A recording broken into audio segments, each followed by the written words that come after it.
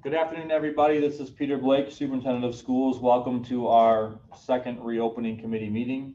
I am joined at the district office by Patricia Bremmett, who is just helping take some notes and address anything that might come up in the chat room or in the Q&A box that I might miss. Just want to quickly start off by showing you all a couple of slides, and then we'll get into your questions that you're popping into the Q&A.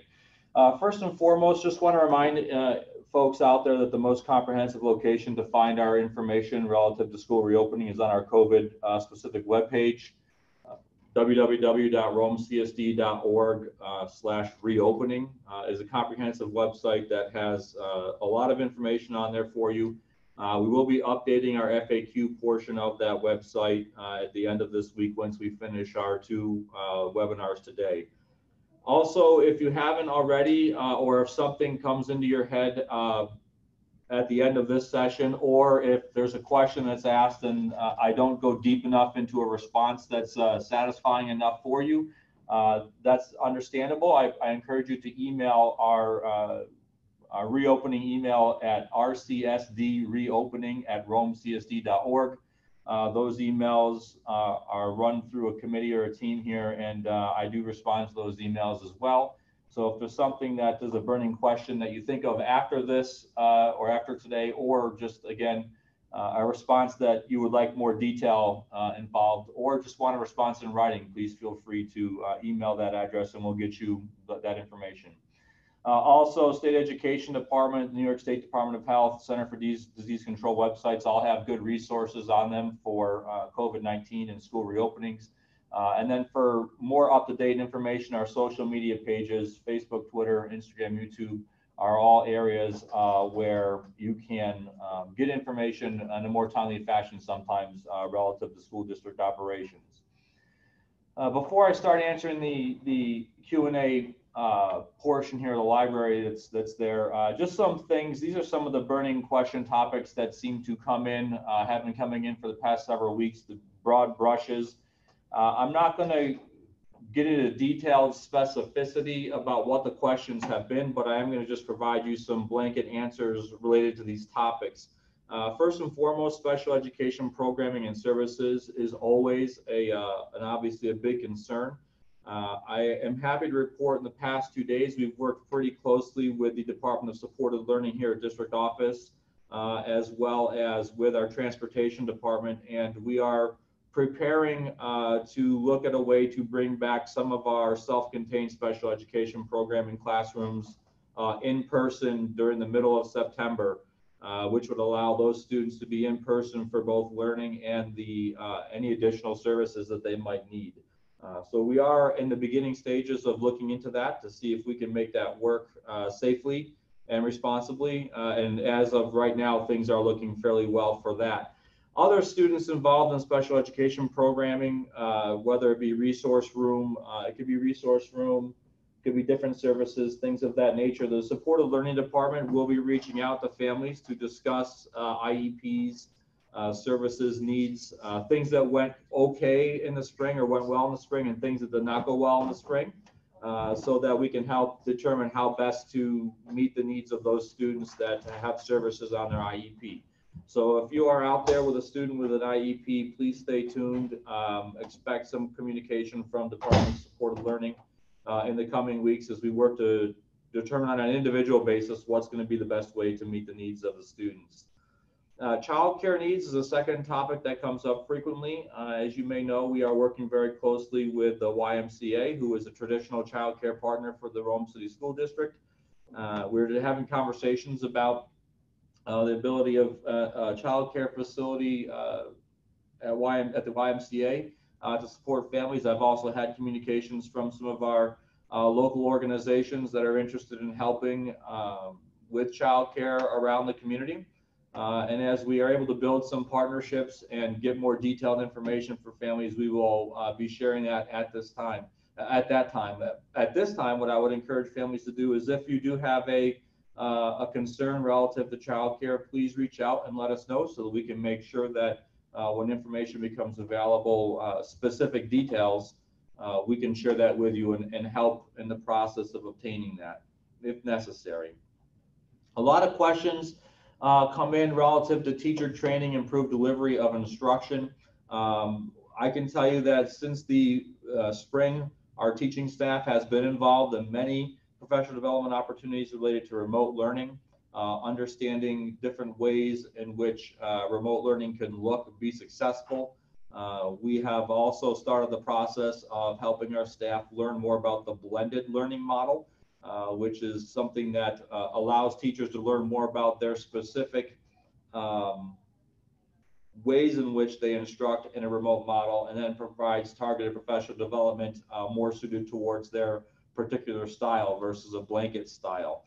The teachers have been great, giving up their own time this summer to work on things of this nature. I can tell you that I've had many teachers reach out to me with resources that they're doing to work on their own to hone in their own skills of instruction. So we do anticipate that the fall will look very different from the spring, specifically in the standpoint that there will be more set schedules, more synchronicity to the instruction, meaning there'll be times where students will have much more direct interaction with adults online.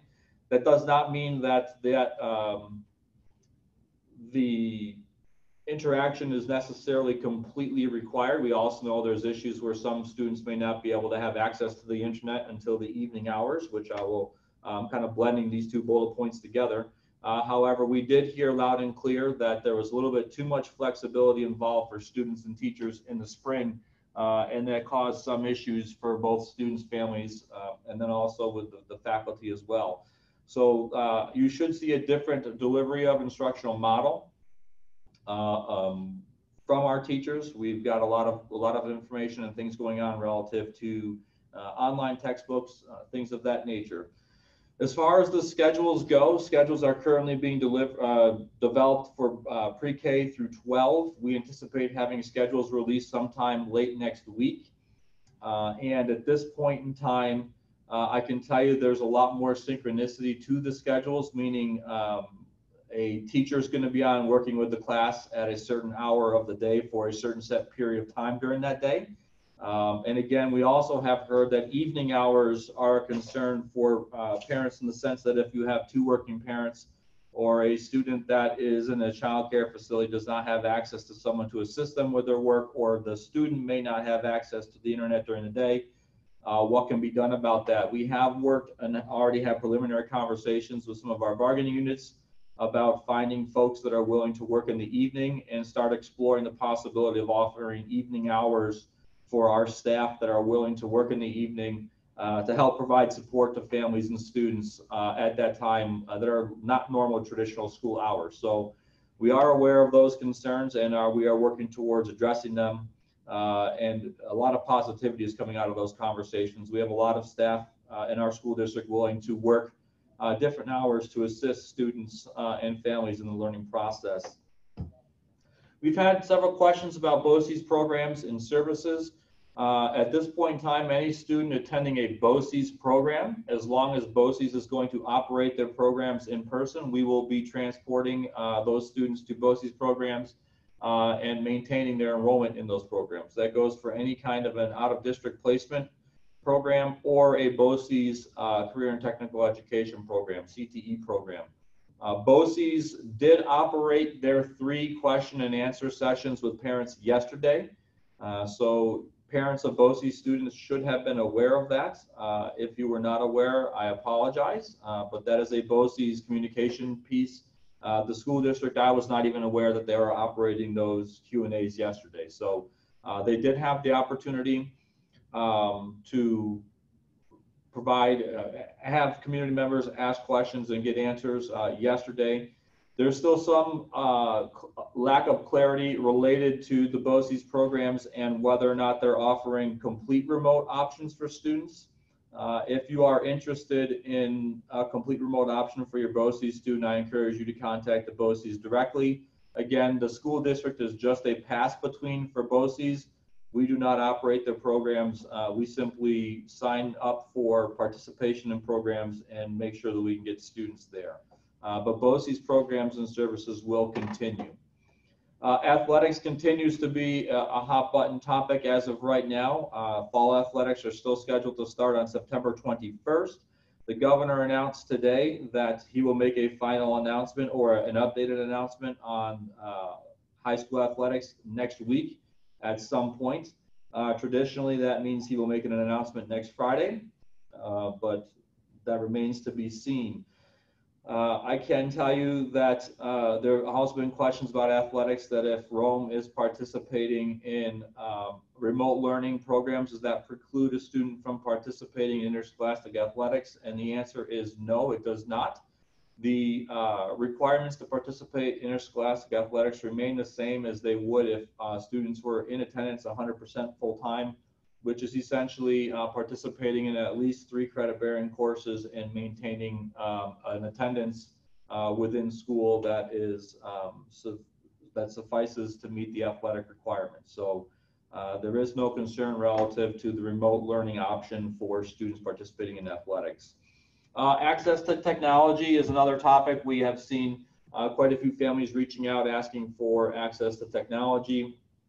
The district office did have a stock of Chromebooks that we've been handing out since March. We have exhausted that stock of Chromebooks as of yesterday. At this point in time, if you need access to technology, we ask you to indicate that on the instructional request form that has been circulating for the past couple of weeks. You can also, that form asks if you need access to a Chromebook and or access to a hotspot. After the completion of those forms, our IT department will be reaching out to families to schedule pickups. As of right now, Chromebook distribution and hotspot distribution is scheduled to take place during the week of September 8th to 11th. And the building-specific technology departments will be handing out those devices at the schools.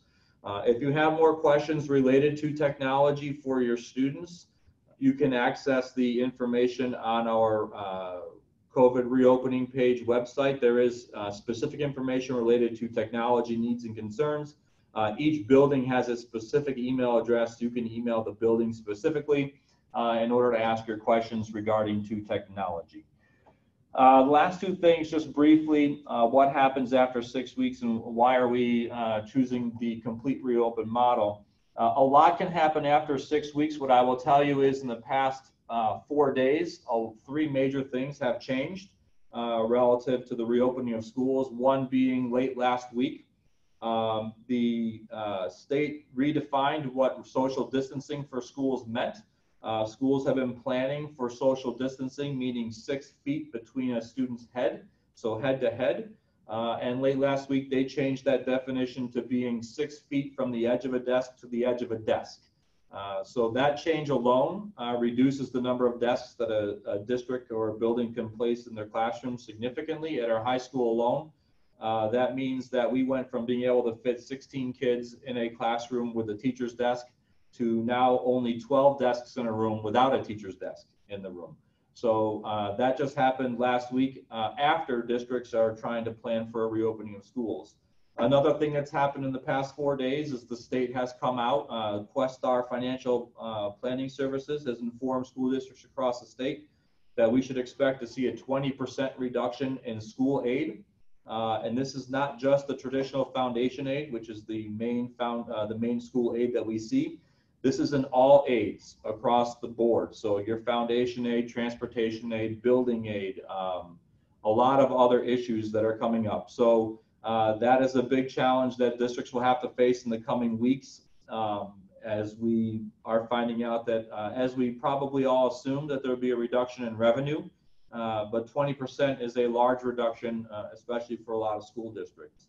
Another thing that we're starting to hear that's changing is that the Department of Health is starting to state that they are not going to allow parents to submit temperature screenings prior to students getting on bus. They are not going to allow that to be an acceptable measure of temperature monitoring, and that the Department of Health is going to expect school districts and school staff to do the temperature readings. Again, not necessarily an issue for Rome right now, and it would not have been an issue as our plan already addressed that. We were going to make sure that each student was screened coming into the building. However, that is a significant change for many districts that were not anticipating that. So I'm just trying to highlight the fact that within 4 days, that's 3 major changes that school districts are having to adjust to. And over the course of 6 weeks, which is really 10 weeks for us from this point in time, a lot is going to change. And if things are handled well across the state and we don't see massive outbreaks of COVID in districts or communities, it's possible that some of the significant restrictions that are placed on schools that make it virtually impossible logistically to welcome kids back to buildings, those restrictions will be lessened, which would make things a lot easier for school districts to operate. The reason why we, as a collective team of our leadership team between our district leaders, our principals, and our Board of Education, felt that remote learning for the first 6 weeks of the year was going to be the best option amongst many not great options, was simply the safety and health well-being of our community, our students, our staff, and then likewise our parents. Just today, the governor told news media outlets that he feels that opening schools is risky and challenging. And that's because of the college outbreaks that you're seeing. He's quoted as saying that an outbreak in a school would be far more devastating than an outbreak at a college. And I think that's the concern that many people have. A lot of individuals with COVID are asymptomatic. Our temperature screening would not catch them. Without having clear guidelines on exactly what needs to happen with masks and social distancing, the amount of additional staff that would be necessary to keep the school clean with people in it, the amount of movement that does need to happen just to provide education for our special area subjects appropriately to kids is a challenge. And then finally, thinking about what would be faced of a teaching staff being required to both be an expert in remote learning instruction, be an expert at in-person learning instruction, which, by the way, is not traditional in-person learning instruction, meaning small groups of kids, teachers moving around the room to work with kids on an individual basis, very close proximity, but instead standing in front of the room and speaking at students and not really being able to go up to them and work with them, which is a completely different way of teaching than our teachers have been trained to do for many, many decades now in the United States.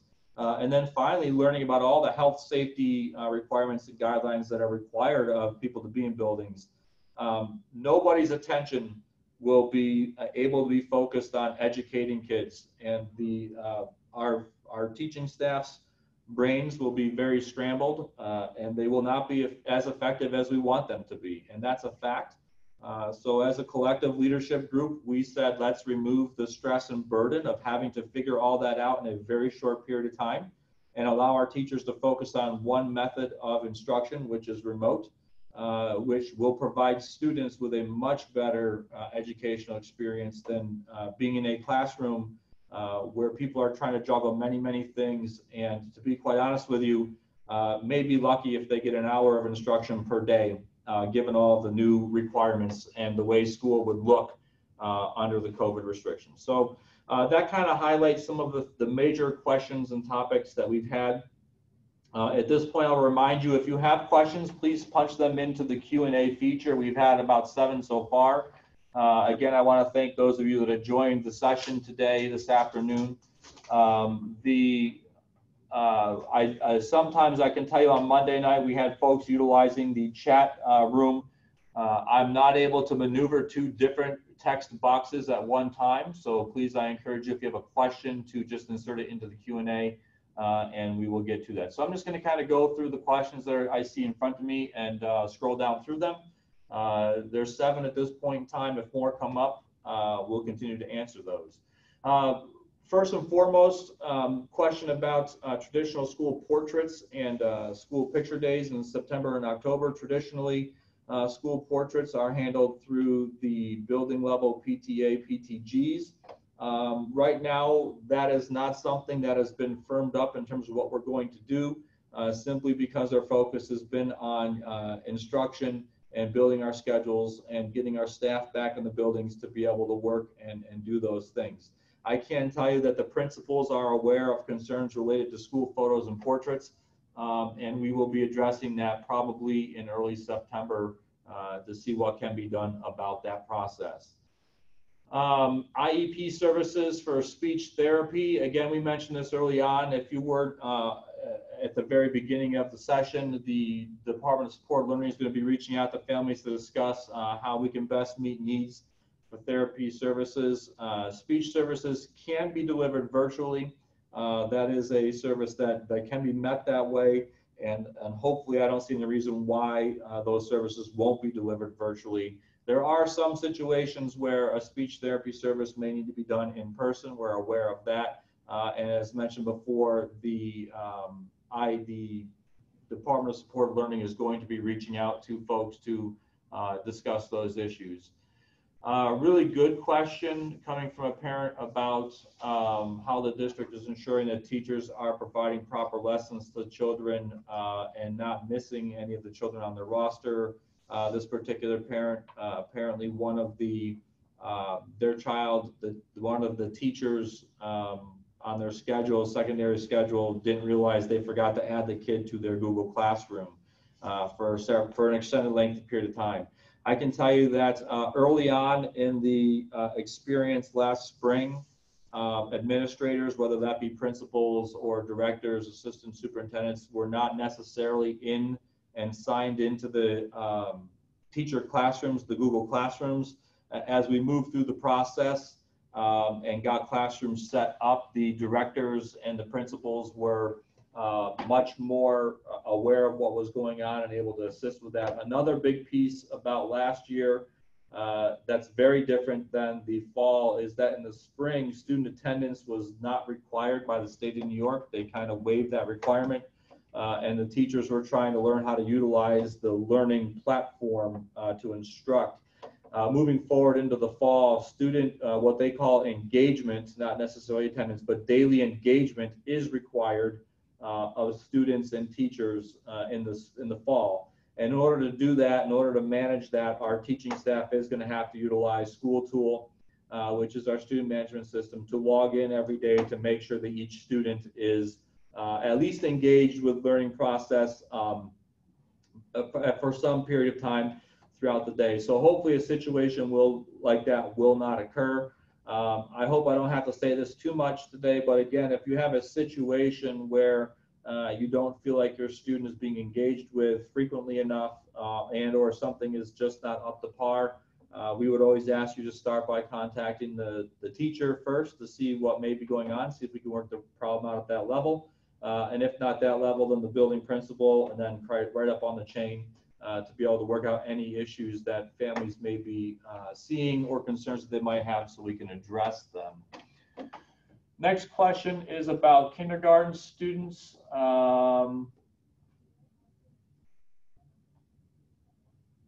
Asking about whether or not students can receive packets of work rather than, I'm thinking possibly remote online work. I can tell you from my experience in the spring, the pre-K staff, and I know many kindergarten teachers, built at-home learning kits that were more hands-on and more, I won't want to say they're paper-based, I will say they're more hands-on activities, things that kids can learn from and do while they're at home. So I guess the answer to can students receive this particular question asks for packets. I'm hesitant to say paper instructional materials, and I would, because our teachers are more or less using hands-on options for hands-on instruction or hands-on activities that kids can learn while they are not in school. So there isn't the option, and I know for a fact our pre-K, our early childhood, pre-K, kindergarten, first grade teachers do a lot of work with sending home ideas and opportunities for kids to learn in methods that are not remote. We're very well aware that young children should be on screens for many hours at a time. So we will always be working on that as we go through. Question coming in about staff members and PPE relative to when students are in buildings. We do have N95 masks for staff, so we have access to N95 masks, cloth masks, paper surgical masks, and face shields for staff members in schools. The recommendation actually coming out of the medical field is that staff members working with kids in schools wear both a cloth mask and a face shield at all times. And that will be our recommendation for our teachers. However, we will certainly be asking our staff to wear a face covering of some kind at all times when they're in proximity to children. A second piece of that question is how are services being provided to students who are not in person? Will our therapists be required to do both in person and teletherapy? That question is to be determined in the sense that we don't have our schedule set. We don't quite know how those numbers balance out. We've said this all along. In a perfect world, it'd be nice to be able to have some people doing all the in-person work and some people doing all the teletherapy or remote work. Hopefully it'll work out that way. It might not work out that way, and our therapists, just like the teachers, will probably end up having to do at some point. Will be learning how to do both at the same time, and how do we make that work within the daily schedule. Those are conversations that need to be had with our bargaining units. Really good question. Thank you from a parent asking if they should still fill out the instructional model request form. We do still have that open, and we are directing people to ask that, fill that out if you haven't yet, simply because it does provide us with some great data relative to technology access, need for transportation, contact information, which is a big concern. We always are concerned about having accurate contact information for our parents and families. So if you haven't filled that out yet, please do. The link is still on the website and still accessible. Quick question about our teachers being required to go to school to present their lessons. We are working with our Teachers Association on this topic. We are requesting and recommending that teachers work from the facilities for a lot of reasons. One being they have better access to resources to do their jobs. The second one being that if we're going to welcome our kids back in a pretty short period of time, our teaching staff also needs to be familiar with the new layout of the building, the new requirements relative to PPE, relative to social distancing, all of the requirements that are going to be necessary for cleanliness, all that stuff. So if our teachers are not in the facilities to get used to and accommodated with the new environment, it's going to make it much more challenging to welcome kids back in. There will be cases where staff members have medical reasons for not being able to be in school in the facilities, and we are very well aware of that, and we will have to work with those individuals. Just because we're opening buildings and facilities, we still have to comply with all of the Americans with Disabilities Act requirements, ADA, things of that nature. So we are very well aware of concerns, but we are going to be requesting staff members, not just teachers, to work from the facilities. Great question about supply lists and what, if anything, will be needed. Currently, right now, the elementary schools and secondary schools are working on schedules and class rosters. As soon as those are completed, we plan to work on developing what kind of a supply list may be necessary at the different levels, given the fact that we are remote and what may or may not be needed. At this point in time in the remote environment, there should not be too much of a required supply list, however, more of a suggested supply list that might make some of the processes be a little bit easier to complete. But we are, the building teachers are working on that topic. I expect to see that sometime in the coming weeks.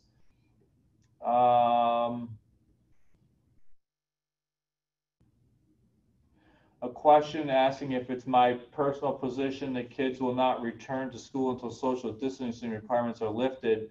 No, it is not. I have said openly that social distancing requirements make it a lot easier to get kids back in school. There are a lot more issues than just that that go into this. For instance, transportation requirements is a huge barrier right now.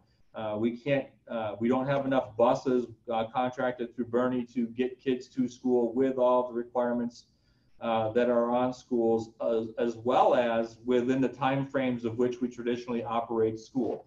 A lot of things can be done very easily if school districts did not operate with bargaining units and have contracts that we have to follow. But however, we are not like a traditional business in the sense that we don't have the direct ability to simply tell employees what we need them to do and that they have to do it.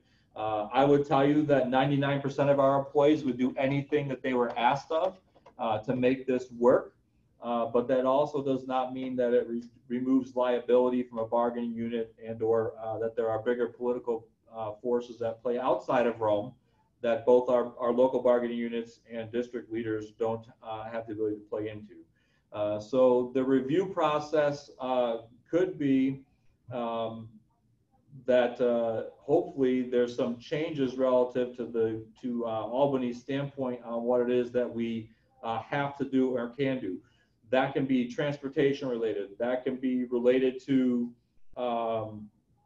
screening processes for kids. I would tell you right now, RFA alone, the screening process would probably take close to 45 minutes to an hour just prior to starting the school day, just to get kids in the building. If you think about how much time that extends the school day, that either is going to extend the school day for a kid or the staff, or reduce the amount of instructional time that's going to take place. So there's an example of something that could be changed from Albany that could make it easier to have in-person schooling. Social distancing is probably the biggest thing. If there were some changes there, that could make it easier for schools to operate. Other things related to cleaning, how frequently things need to be cleaned will be an example of things that could change in Albany that could make things easier for us. So there's a lot of things that could change, making things a lot easier for us within a time frame. School days, the school year begins on September 14th. That was a part of the plan at the end of July. That is still the current start date. Between now and then, we have each building is working on orientations and open houses to help families get more acclimated, students get more acclimated to teachers and or the environment. So the school year begins on the 14th. The question also about the start and end times of each school day. Right now, the elementary school are not going to change. In the complete remote model, we are looking to have the secondary day start a little bit later than 7:30, but end at the same time at 2 o'clock, knowing that high school students may have jobs they need to get onto and or in anticipation of fall sports possibly starting, we need to make sure that time frame is open.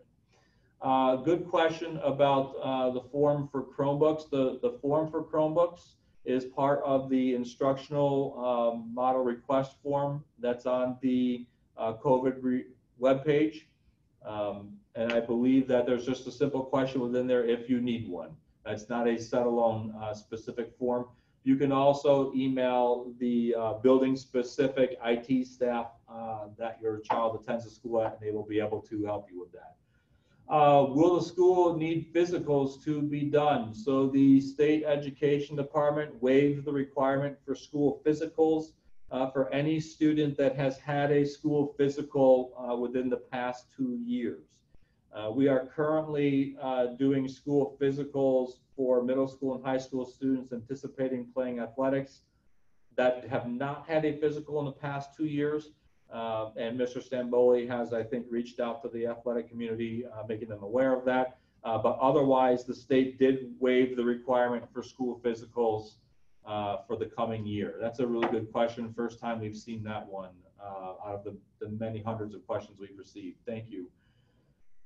Again, school begins on September 14th. If I have not mentioned it yet today, I don't recall if I did, we will plan on sending home class rosters and school schedules towards the end of August. So that will be when you are being informed of who your child's teacher will be, whether it's at the elementary level, their teacher, and or if it's the secondary level, their list of teachers.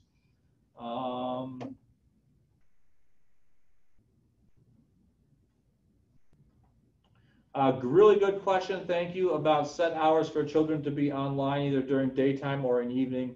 You will not have to choose one or the other, okay?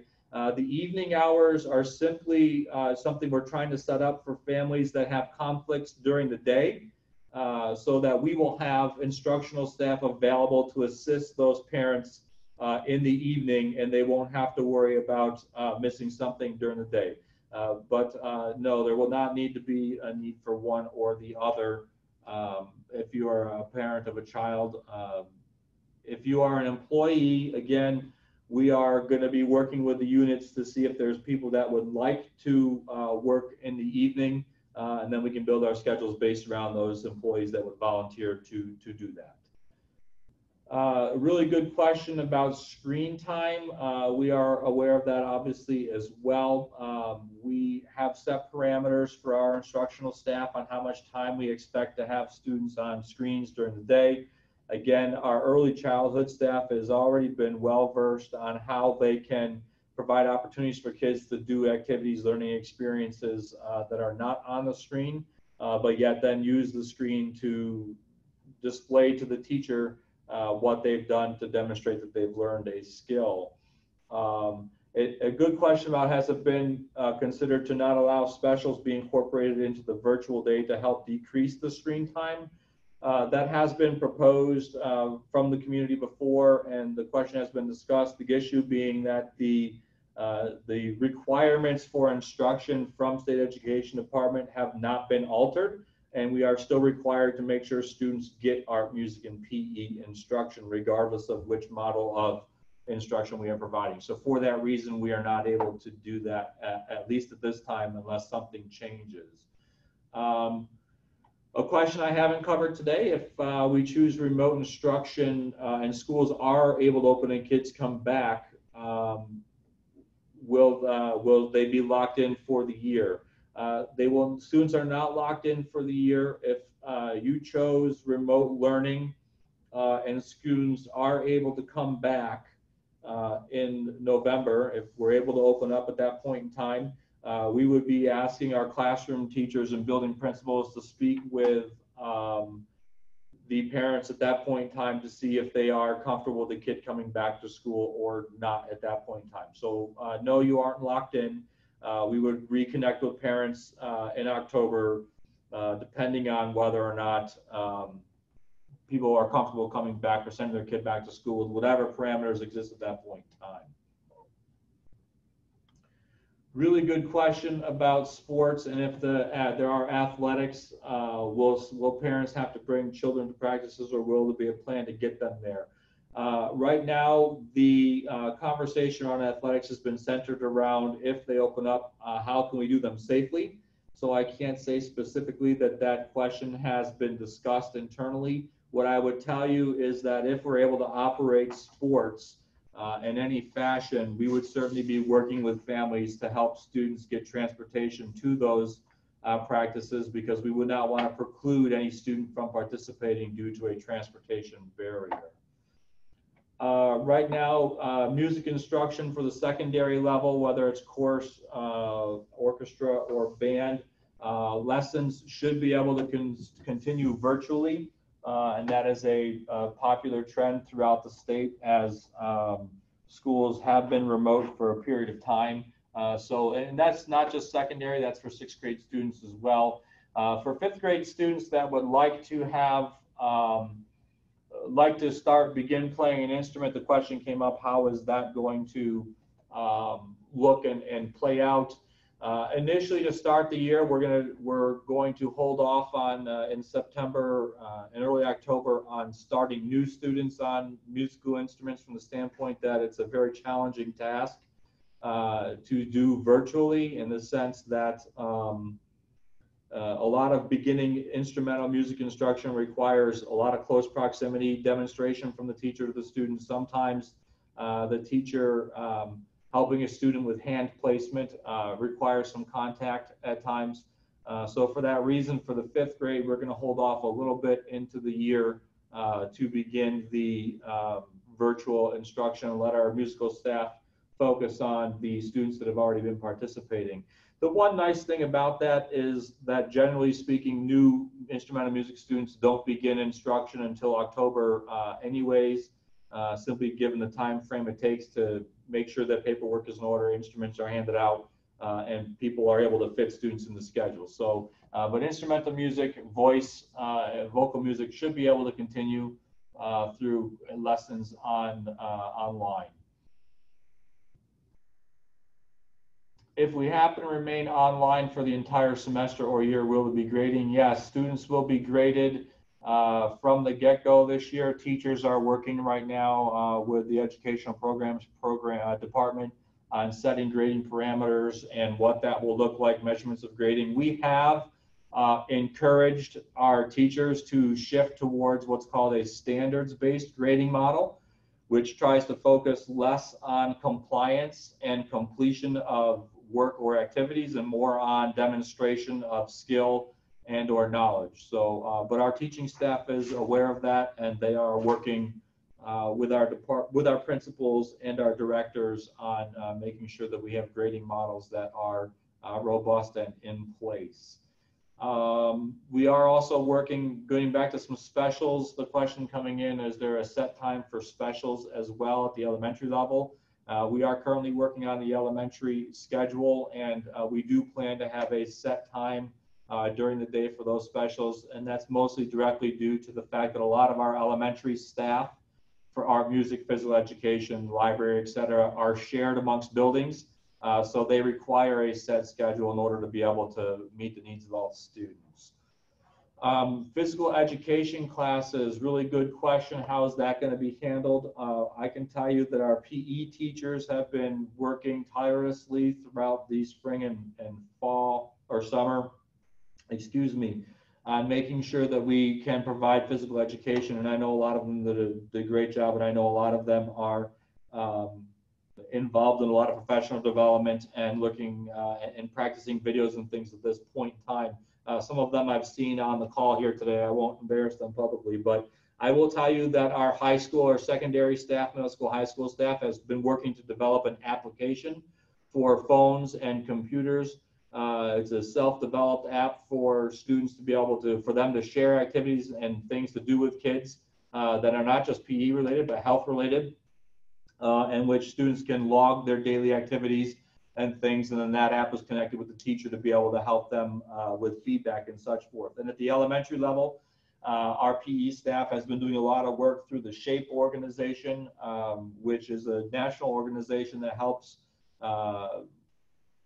teachers geared towards not just physical education, but health athletics as well at the school level. The SHAPE organization has done a lot of work in the past few months on helping teachers across the country deliver physical education instruction to students specifically at the elementary level. So I'm pretty confident that our teachers in the physical education world are going to be able to help deliver a great, robust physical education experience remotely, which is not easy to do, but I'm confident that they've done enough development and professional development of their own skills to be able to get that to happen. Are students going to be receiving sign-in passwords for the different apps that we use? The answer is yes, and we will be able to distribute those to parents and families probably early September as they are completed and ready to go. When we return to in-person, is the plan to keep remote students with their teachers for the first 6 weeks? Really good question, and that's been one of the things slowing down the schedule development process. Right now, yes, we have instructed or told the principals that the schedules that we develop for the remote learning process in the beginning, whatever that looks like, when we transition to in-person, there should be no change in students' assignments to their teachers, and that's elementary and secondary. So secondary-wise, they're looking to build a bridged bell schedule version that would be the 9-period day, complete with lunch breaks or study hall breaks built in there. But in the event that when the kids come back in person, the day might start at a different time, the periods might be a little bit longer, but the flow of the 9-period day and the teachers and adults in which they're interacting with will not change. At the elementary level, it's a little bit easier, but the concept is the same, that the students, the teachers that the students start with in September will be their teachers for the year or the semester if they're secondary and they are moving through. An idea for the start time for the first 6 weeks for students. Right now, I believe that what we're looking at, this is not set in stone. So for those folks that like to go out there on social media and be the first to share the information, if you do that, please know it's not set in stone. Use that disclaimer. But they're looking at starting students at 9 a.m. I believe, for the 9:30 a.m. time frame for students at the secondary level. Question about measuring teacher performance instruction to ensure that they're receiving proper instruction. Are there any standards being placed on teachers? So last year, and I don't know if how many of you in the cyber world were able to keep up on the requirements from the governor's office and state education department. Last year, the governor waived all teacher evaluation requirements during the COVID pandemic. Therefore, there was no real measure or ability for an administrator to work with a teacher. This year, however, the APPR teacher evaluation law requirements have not been adjusted, and teachers will need to be evaluated virtually. So last year, administrators did have access to teachers' classrooms. Administrators were attending the classrooms. Administrators were having conversations with teachers. We are able to monitor their activity in their Google Classroom. We're able to obviously monitor their device time, access time. All of those things are able to be done. The difference being this year, the work that teachers are doing remotely is part of their evaluation, and we will be able to have more concrete conversations with teachers if they are not performing up to an acceptable standard. What I would encourage folks to do, and again, it varies from person to person, teacher to teacher, building to building. If you have a concern about the performance of your child's teacher, the first thing is to always reach out and have a conversation with them. Have a phone call and talk about what's going on and or why something might be happening.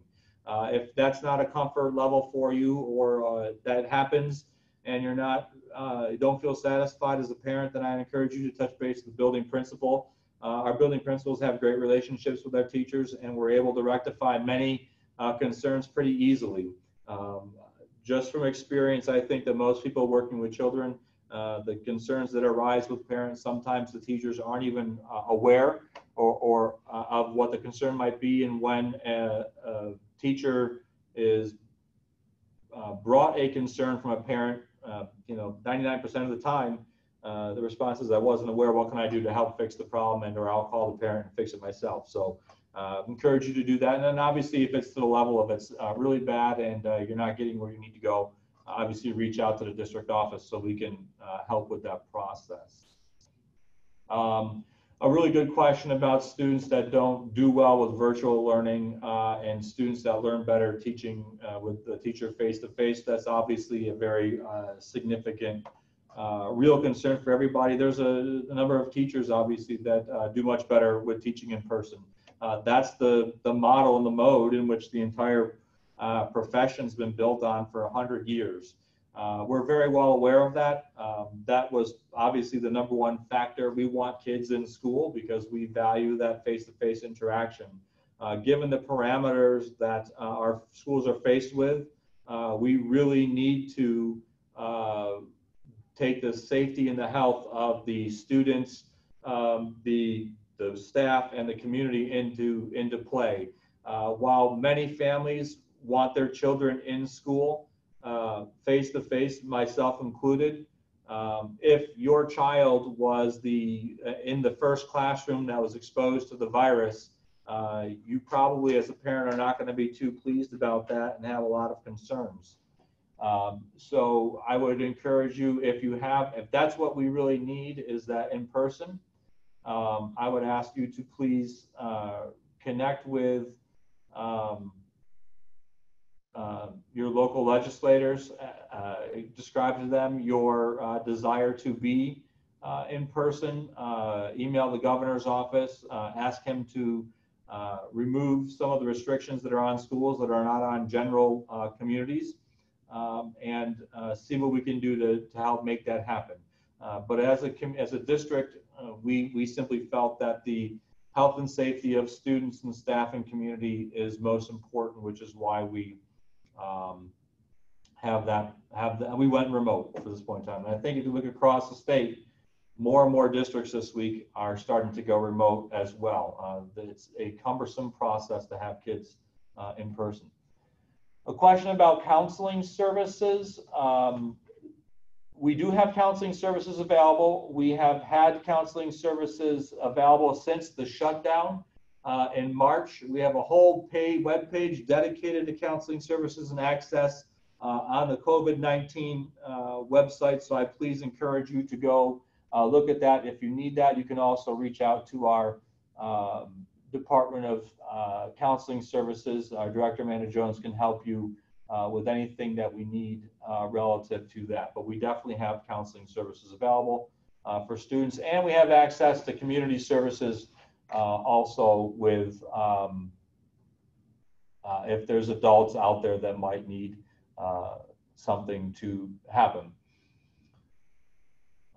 Good question about school supplies and the fact that obviously maybe some local businesses may be short on supplies. And then Chromebooks.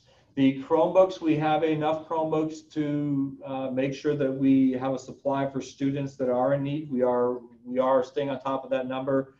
Right now, we're about 1,000 in the clear, and we have roughly another 1,200 on order arriving in the next couple of weeks. So the Chromebook piece should not necessarily be an issue. And then there's a question here about if children need to access the technologies with no parental assistance, are there teachers able to help students work on that? I can tell you that as part of our kindergarten screening process and kindergarten orientation process, we are planning on having teachers help the students understand the technology. We have asked all of our principals and directors to work on trying to find a way to have a building orientation process by which the students and families can at least meet their teachers once, so that that kind of process can happen. So we are looking at that. Again, we're looking to have evening hours by which teachers can work with students and families if needed. I specifically, if there's a specific issue with some of that, I would ask that somebody would email that to us. What we were asked to do is make some videos about what parents can do to help their students be successful with Chromebooks, and we are looking at doing some video professional developments for parents and students out there that might need something.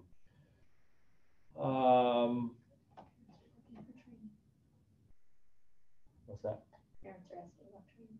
Yeah, so I don't know if that last response answered the training question. If there's, we do have a question within our survey that went out about what the district can do to help parents with their students at home.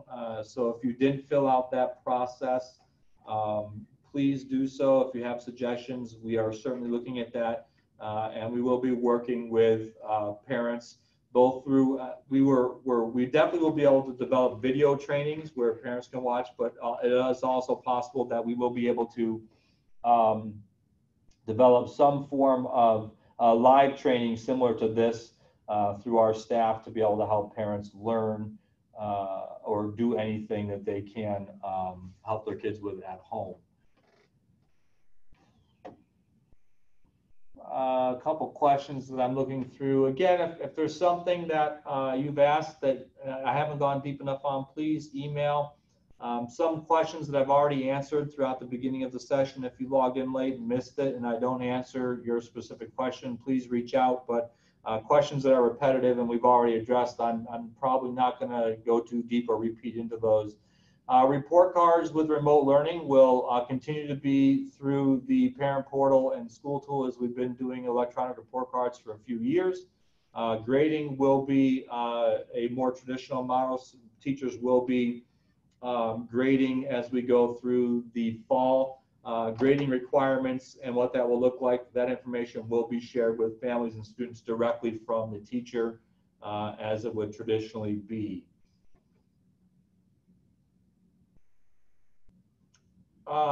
Good question about families or homes with multiple children, different instructors. How do they are able to do that with only one device at home? We have enough devices for every student in the district.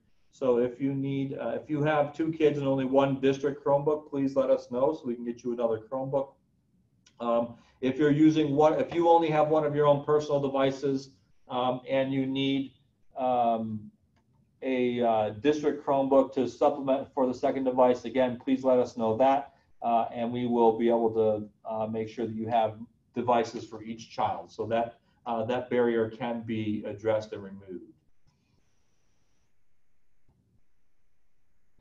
Really good question. Thank you for clarifying the secondary piece about students and screen time. I have talked quite a bit about screen time. I have talked about screen time with elementary, but not secondary. The answer is no. Students will not be expected to be online for 6 hours, as talked about. We're trying to shorten the school day in terms of the total number of hours, but also we are within that time frame continuing to build in breaks for the kids, so that while the day might be 5 or 4.5 hours, whatever it ends up being, it won't be 4.5 or 5 hours of continuous online learning. There will be still study halls built in. There still will be lunches built in, so there will be times where students do have a break. We're very well aware of those concerns.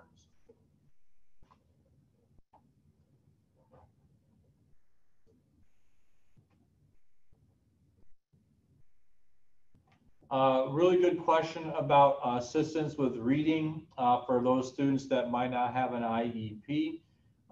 We still will be offering AIS services.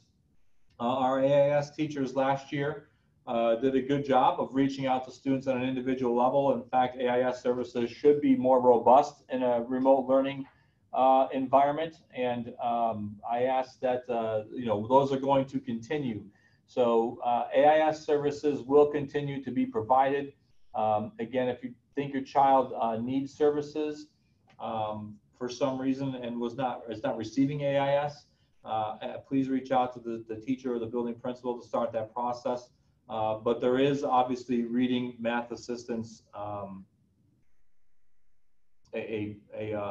issue.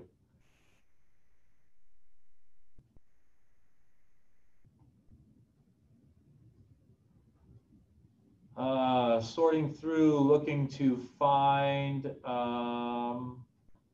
questions we haven't answered. Really good question that hasn't come up yet. Can my child bring his own personal hand sanitizer when we go back to in-person learning? Technically speaking, students are not supposed to bring hand sanitizer to school. It is a substance that the state has determined requires a subscription and a cataloging with the nurses. Please don't shoot the messenger on that one. I think it's absolutely absurd. And it really falls into the same category, though, as over-the-counter medicines, and that's because of the high alcohol content volume in the in a hand sanitizer. Similar to the reasons why hand sanitizer is not allowed to be on school buses. Students should not be bringing their own hand sanitizer to school. If this session was not public and not being recorded, I may add to that statement about my personal belief on that, but this individual asking is being a good Samaritan, asking a really good question. I guarantee you students will bring their own hand sanitizers to school, will not make the school or the nurse aware of it, similar to how students bring their own over-the-counter medicines to school for a headache or a simple joint issue or whatever it might be. The school district has been working to equip every classroom, though, with hand sanitizing stations, hand sanitizing pumps at our entrances, where there's a lot more access to hand sanitizer in the buildings in the coming weeks and months than we did have when students left the buildings in March.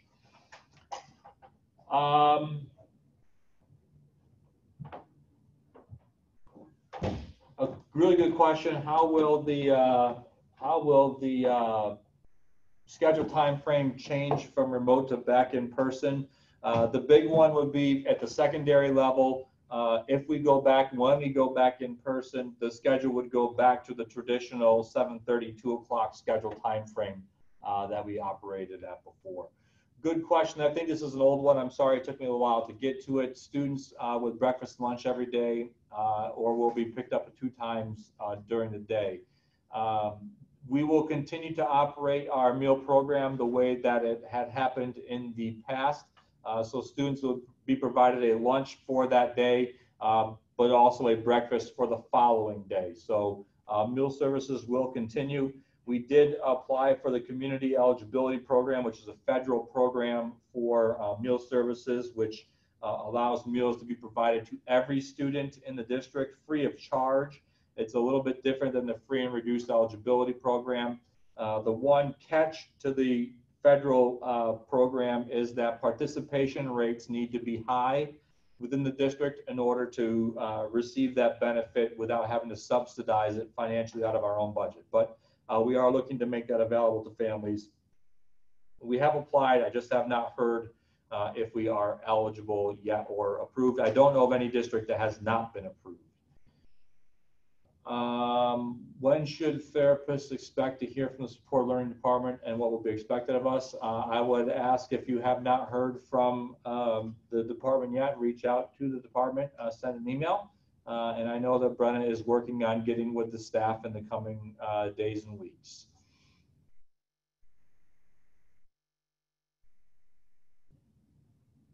This question's come in twice. If Chromebooks have been exhausted for loan and we need to get our own or want to get our own, first of all, there should be no need for someone to get their own. If you prefer to get your own Chromebook and would like to know the make and model of the Chromebooks that we use, so there's compatible platforms and system of apps that can be added, I can certainly make sure that that information is made public for those of you that want to buy a Chromebook. I can tell you there may be challenges relative to the applications and the loading of applications to the computers, because a lot of our information and software added to our Chromebooks comes from our local Boces and our regional information center, which might make a personal device not as compatible. But again, there should be no need for anyone to purchase a Chromebook. We are able to supply those. If you have a desire to purchase a Chromebook and want that information, please reach out to your building level specified IT department and they will be able to help you. Good question about someone that might want a tutor for a child. If you feel you need a tutor for your student, I would start by reaching out to your building principal. Again, we are looking to utilize a lot of our teaching assistant staff to maybe help out teaching assistants that are comfortable with helping with tutoring.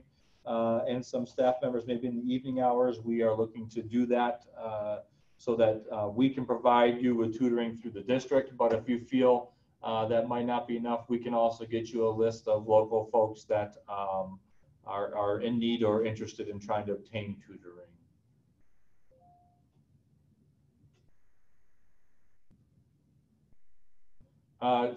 Question about when will the buildings be ready for teachers to be able to return to start working on things. As of right now, we expect teachers to return for the first superintendent's conference day, September 9th.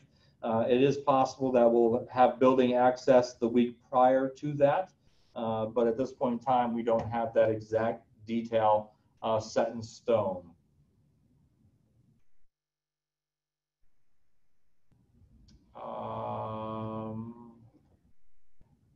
Again, we talked about band and orchestra for elementary level a little bit early on. We will continue with sixth grade lessons, but the full band process obviously is very challenging to do remotely. So as soon as we return in person, those will be able to resume. Question about meetings available. If you missed them, all of our meetings are archived and placed on our YouTube page following the session. So these sessions will be available on YouTube, as well as the Q&A, the questions that are asked.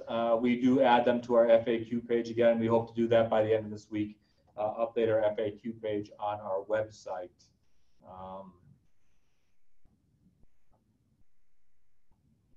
Question about when we bring back students, are we only looking to bring back students if we can do it with everybody, or if we are only looking to bring back on a hybrid basis?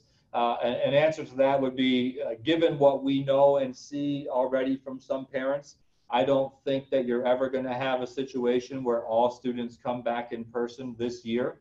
There's a large number of parents that are not willing to have students in facilities until there's a vaccine. So I think hybrid learning is going to be the model for the future, for the foreseeable future for public schools.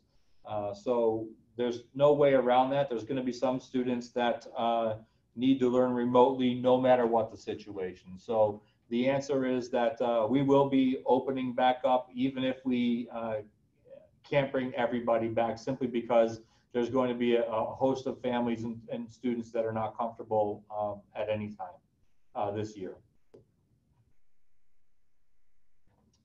Question about teachers knowing the needs of incoming K students. Kindergarten screenings will be occurring. I know Dana and the principals are working on setting that up. Be prepared, teachers, for that piece of the puzzle. Question about the format not being fair. It is not possible to have a person meeting because right now the law still precludes us from having 50 people in any gathering of more than 50 people in any one organizational place.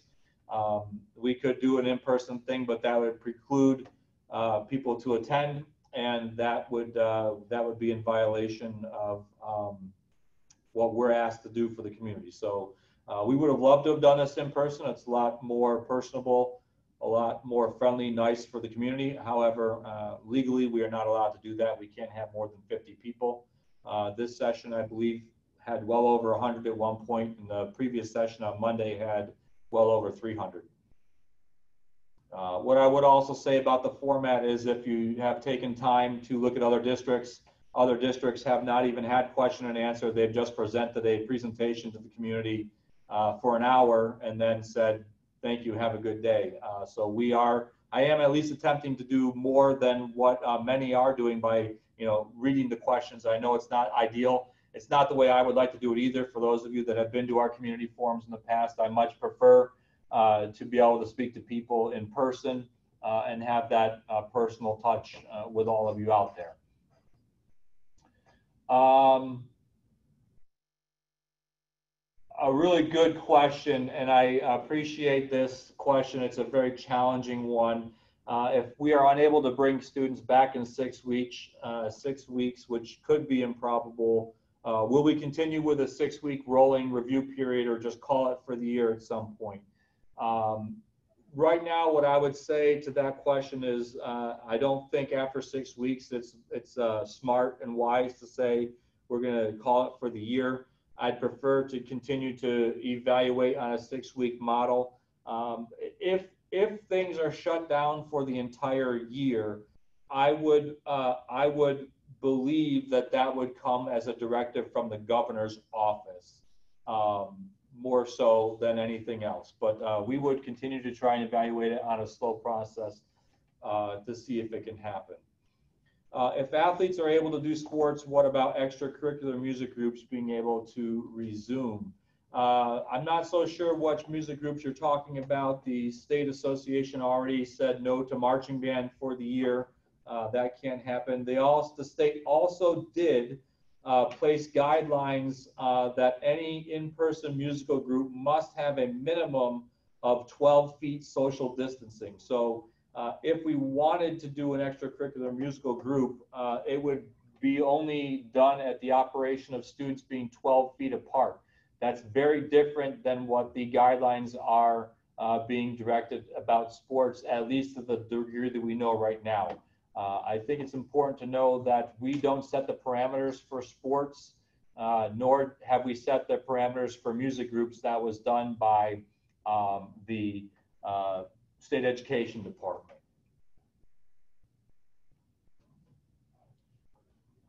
Teachers learning another teaching online. Is this a change curriculum? Good question. Teachers learning, I've mentioned teachers learning new methods of teaching online. Is that a change to the curriculum or just a change in way students are taught? The curriculum at this point has not been changed. However, I can tell you State Education Department is looking at possibly a change to the standards due to the COVID pandemic. But we have not adjusted our curriculum. Remember, curriculum is the contents by which teachers need to teach to. We have been focused on the instructional delivery, which is the way in which the curriculum is taught. So those are slightly different. Good question.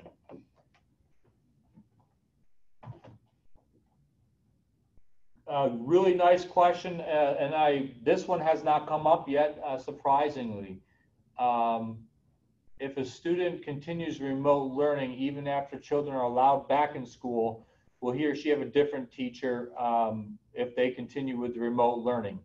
That is not our intent right now. Again, the intent is that whatever teachers the students start with, they will continue through into the year.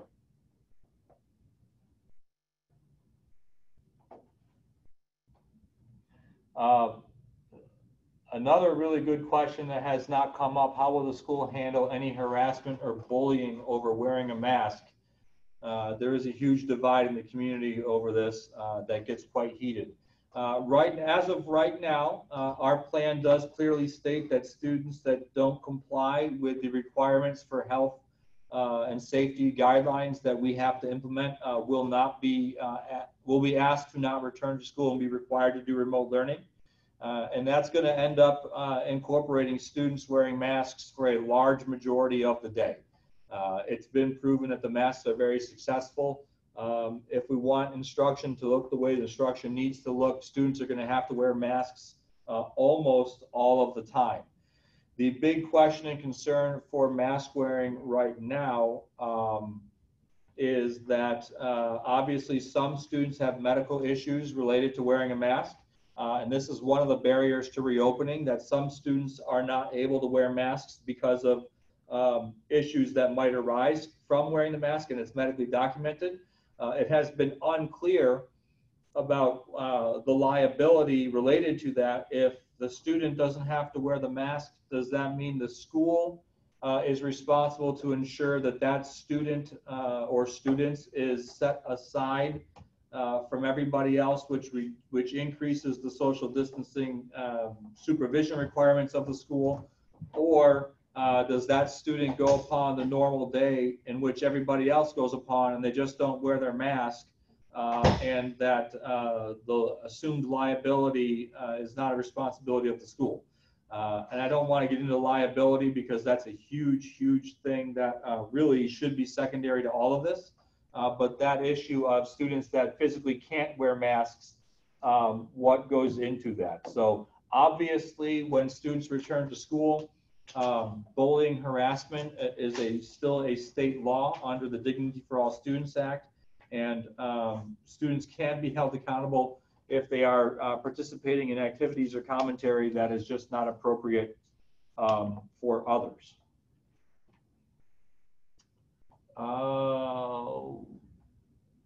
A good question about if we have to open hybrid. Is it possible to have 2 grades attend for a couple of days, 5 days a week, and then different ways with the schedules?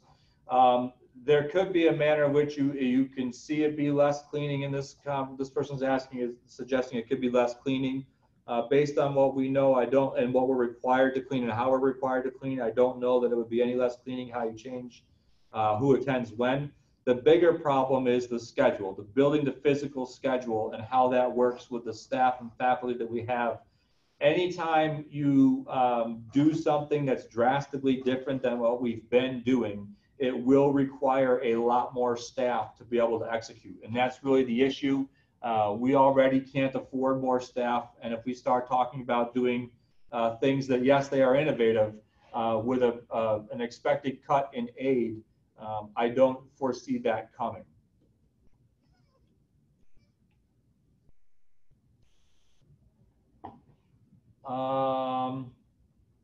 Just scrolling through, trying to find a few questions that were not answered yet. Again, if I don't cover something deep enough for you, please send the email in rcsdreopening@romecsd.org.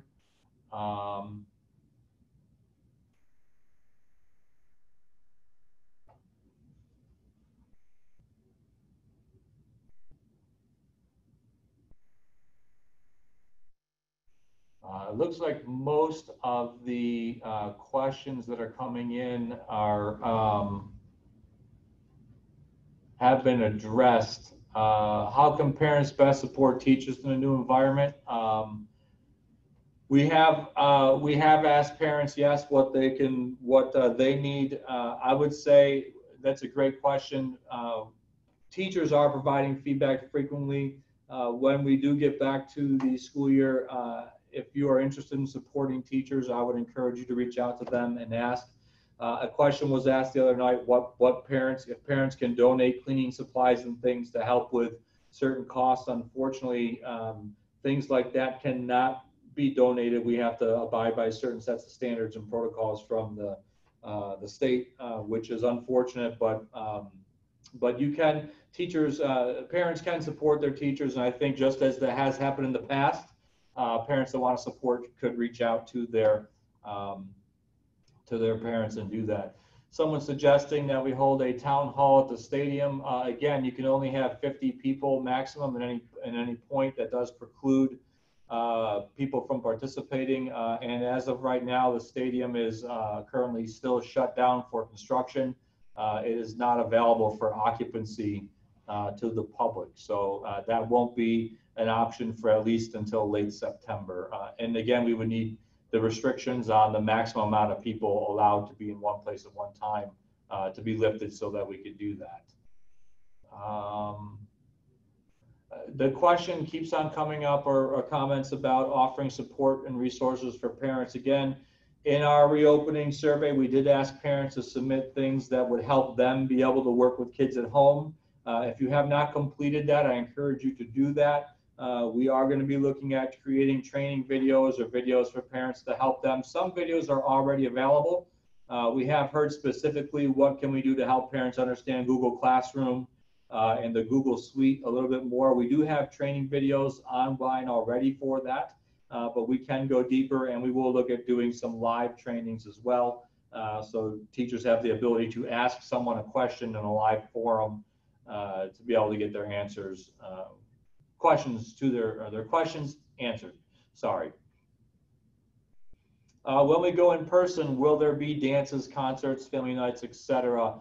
Initially, no, there will not be, simply because of requirements on number of people in a certain place for a certain event. Concerts may happen. However, again, remember, music ensembles must be socially distanced at 12 feet. So it will be very hard to have a traditional music ensemble.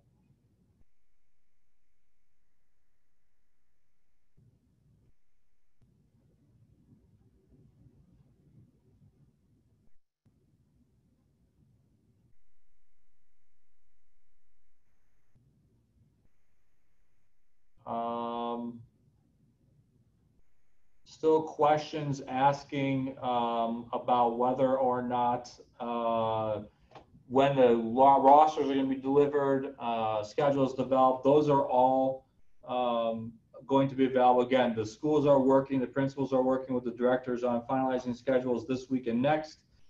So those will be available to people hopefully by the end of the month. That information will be coming.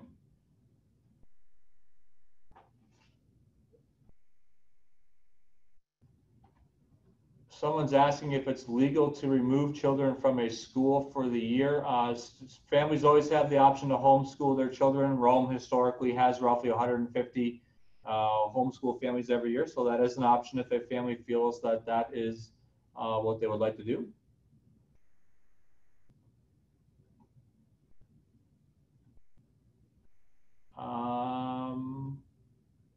A question about lessons being pre-recorded for grades K through 6, or will they be real-time classes? It should be a mixture of both. There should be a mixture of opportunities for students and parents to work live with the teacher as well as recorded. Again, we understand, especially at the elementary level, access during the day is going to be a challenge for some parents and students. So a lot of that work or some of that work may be done in the evening if the family so chooses. So there will be a mixture of a little bit of both.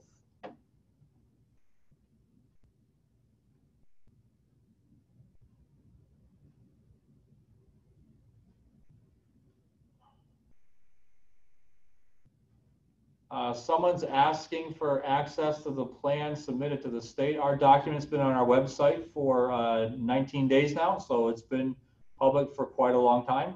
Just go on the website and you're able to review that there. Will a vaccine be mandatory to come back to school? That is a good question. I have not heard whether or not the Department of Health is going to add a COVID vaccine to the mandatory list of vaccines for school-age children.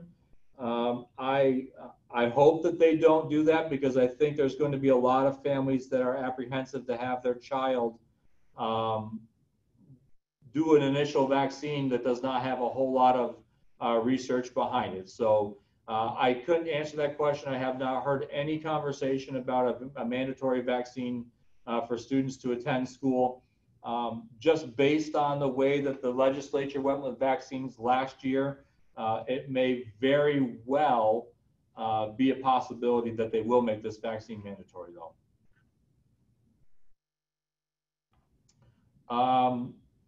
This is a good question that hasn't come up. Can a family sign a waiver to send children in with teachers and families that do not fear the situation? We have looked into that with legal counsel. We could have done a waiver, but it does not remove legal liability from the district. So the waiver would really be, at this point in time, inconsequential. It's really no different than a parent saying, I'm comfortable sending my kid to school. I'm opting for in-person instruction. School districts are not able to release liability in any way, shape, or form.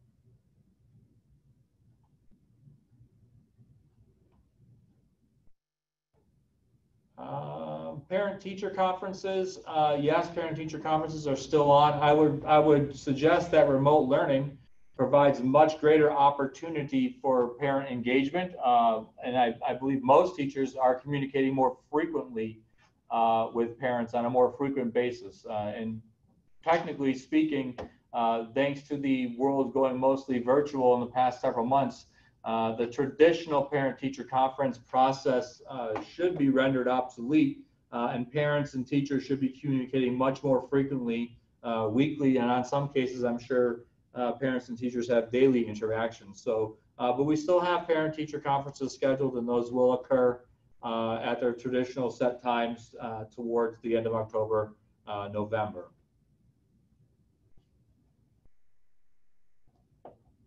Question about classrooms that don't have windows. What's used for ventilation? Our rooms in our renovated buildings and our buildings all have unit ventilators. They have general airflow as they move through the classrooms regardless.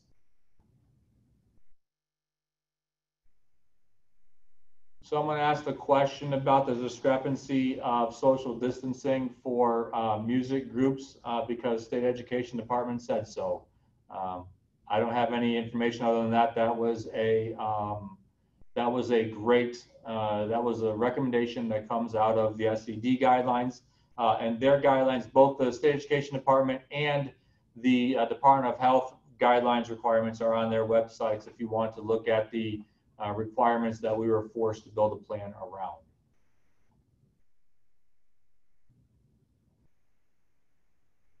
We talked about Boces early on. I don't know if you maybe hopped on the call late. Children attending Boces, whether it be for the full day programs or the CTE programs morning, afternoon, those students will be eligible to attend those classrooms, and we will be working with transportation to make sure students that do not want to drive will have transportation to Boces to and from. Boces, I think, is changing their process a little bit as well. They, I believe, we're going to allow seniors to drive themselves to Boces this year if they prefer to do that. Again, Boces should have more information about that. We did talk already about the grading process for the high school. It was a numerical grade for the 4th marking period last year already, so it is not pass fail. And I can tell you that they are looking to do a orientation process for 9th grade students to meet their the administration, counselors, teachers, everybody in the high school. School calendars being handed out. Yes, school calendars will still be handed out towards the end of the month, early September. Someone's asking how teachers will handle remote and in-person classes if students are allowed to return in school in November. That's an issue that we will be working on, obviously, with the RTA as we approach October and what that will have to look like. It will not be an easy process. I can assure you that, but our teaching staff will be ready to handle the responsibility of doing both. Questions about Wi-Fi. Again, we do have we do have hotspots on order and some already in stock.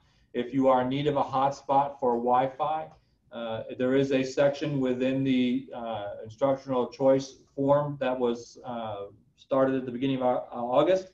If you haven't filled that out, please go in and fill out that form.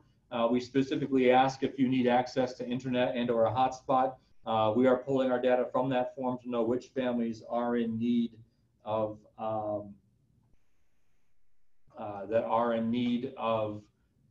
internet access and Wi-Fi.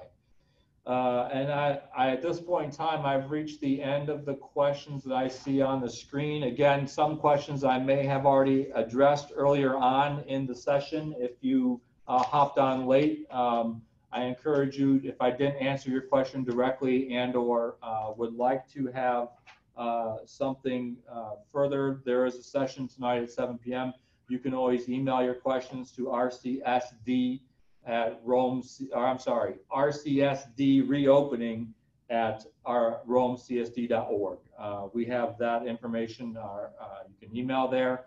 We will respond to you in writing your questions. And again, all of the questions that we've been asked so far, whether it be through our virtual formats or through our email address, are going into our FAQ on our website. So with that, I would thank you all for hanging in there for an hour and a half with me this afternoon. Again, if you have any questions, please email them or hop on tonight. This session will be repeated at that time. I appreciate all of your questions. Those of you that had new questions, thank you. That does help us be able to build our questions in writing for the community. Thank you all once again. Have a great afternoon.